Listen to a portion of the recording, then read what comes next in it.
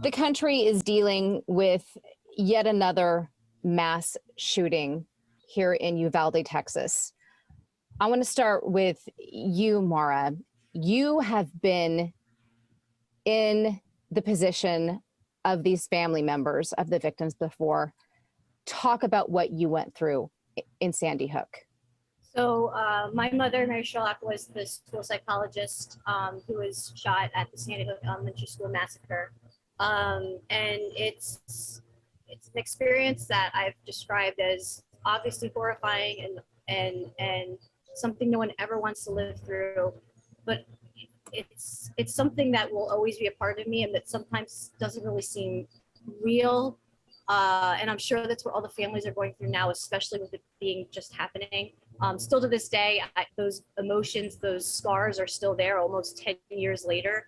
And so I know what those families are going through, but to verbalize it and to try and put those raw emotions into words it's just something that just can't be done. It's just, the hurt is so deep, especially when it's such trauma in such a public way, and it's such a raw and sudden loss of life, such as this, and like when I lost my mother.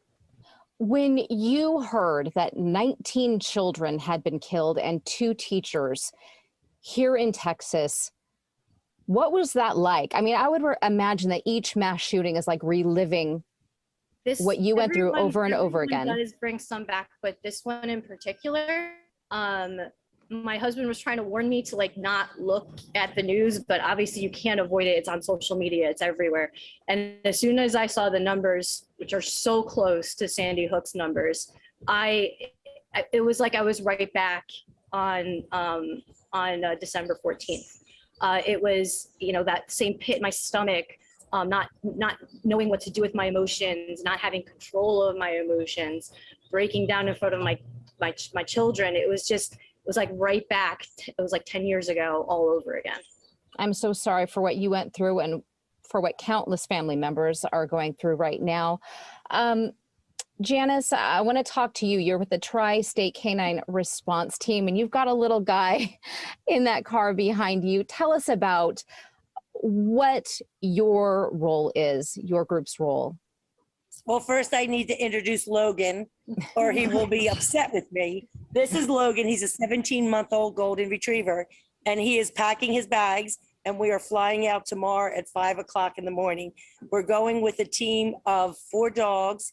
We have 3 crisis counselors going with us, dog handlers, and we also have a crisis counselor who is bilingual, who will be able to go with us to be able to speak to some of the families in their language.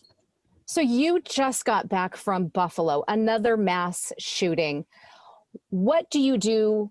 What do the dogs do once you get to affected towns, cities? One of the first things we do is we always deploy under orders or an invitation. We never just self-deploy to Texas when we hear something happens. So we're part of the Crisis Intervention Team of New Jersey, CIT New Jersey, which is a training for police officers and mental health workers. And they're all throughout the United States and international. We're their ambassador dogs. So we got an invite from CIT in Texas to come out to work with the first responders, to go in and see the dispatchers who took the calls and was horrifically, trying to dispatch everyone to the scene at the time, to work with the police officers. We also work with the family members, the victims, and the community at large when there's vigils. Amara, I want to ask about your mom and how you have turned your grief into action, and about Mary's Fund. So my mother's lifelong work was working with children and adolescents' mental health and wellness.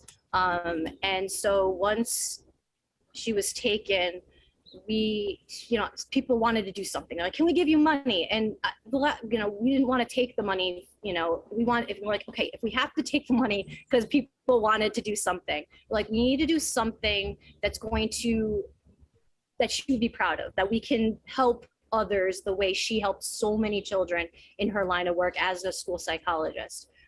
So we created Mary's Fund. days after, and it was established first in Connecticut. We saw the power of these dogs, and so we wanted to support that in any way we can. And luckily, we've had a great partnership over the last several years, and we look to continue that partnership for many, many, many, many, many years to come. Well, Janice and Maura, thank you both so much for what you do. Thank you. For more information about these two organizations, head to their websites, Tri-state Canine Response.org or communityfoundationsj.org. You can also find them on social media.